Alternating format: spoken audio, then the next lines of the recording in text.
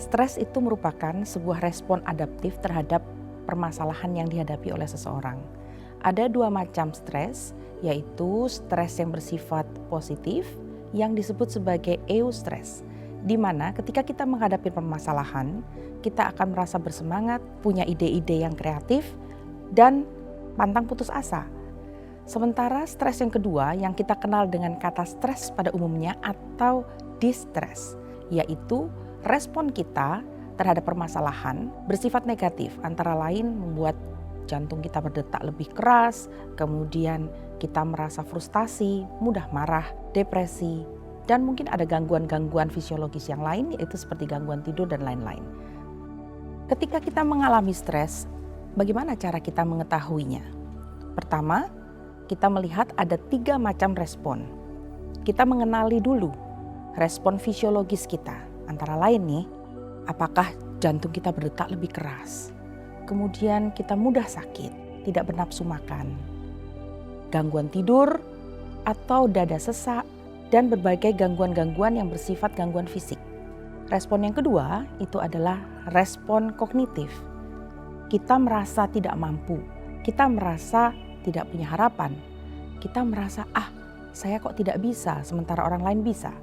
Respon yang ketiga yaitu respon behavioral atau respon perilaku, di mana perilaku kita nampak berubah. Mungkin yang tadinya kita ceria menjadi lebih tertutup. Kita menjadi kurang motivasi, kita menjadi mudah marah, menunjukkan kesedihan yang berkepanjangan, dan akhirnya putus asa. Sebagai pelajar di luar negeri, faktor-faktor pencetus stres itu banyak. Baik yang dari dalam diri sendiri maupun dari luar. Kebanyakan faktor-faktor yang dari luar itu dialami tidak hanya pada satu orang. Jadi teman-teman sesama pelajar juga akan mengalami hal yang sama. Contohnya adanya tes atau exam. Kemudian situasi cuaca mungkin yang berbeda dengan di Indonesia. Kemudian ada faktor dari dalam sendiri yang menjadi pemicu stres, antara lain ketika kita misalnya menerima beasiswa, maka ada rasa ingin membuktikan bahwa kita memang pantas menerima beasiswa, ataupun saya sedang tidak enak badan, saya sakit, atau hal-hal yang lain yang menjadi faktor pemicu stres ketika kita berada jauh dari keluarga. Seringkali kita sadar bahwa kita sedang stres itu dari pendapat orang lain, dari pertanyaan orang lain, seperti, "Are you okay? Kamu kok tidak seperti biasanya?" Apa yang harus kita lakukan? Pertama, stop dulu sesuatu yang Anda lakukan setiap hari, rutinitas yang membuat Anda merasa beban. Yang kedua, berikan kesempatan bagi tubuh untuk beristirahat lebih lama. Yang ketiga, tentu saja jaga nutrisi makanan. Dengan nutrisi yang baik, tubuh akan lebih mudah mengembalikan keseimbangan dari ketegangan menjadi lebih rileks. Yang keempat, sangat baik untuk bisa melakukan kegiatan yang tidak biasa. Artinya kegiatan-kegiatan yang tidak punya target. Contoh, saya ingin berkebun, saya ingin jalan-jalan, atau saya ingin menikmati pemandangan. Agar stres tidak berkelanjutan, kita harus berusaha mengendalikan atau memanage stres lebih awal. Nah, agar tidak sampai mengarah pada gangguan yang lebih serius, sangat diperlukan adanya keseimbangan dalam mengatur pola hidup kita. Kira-kira siapa yang dapat membantu ketika kita mengalami permasalahan di luar negeri?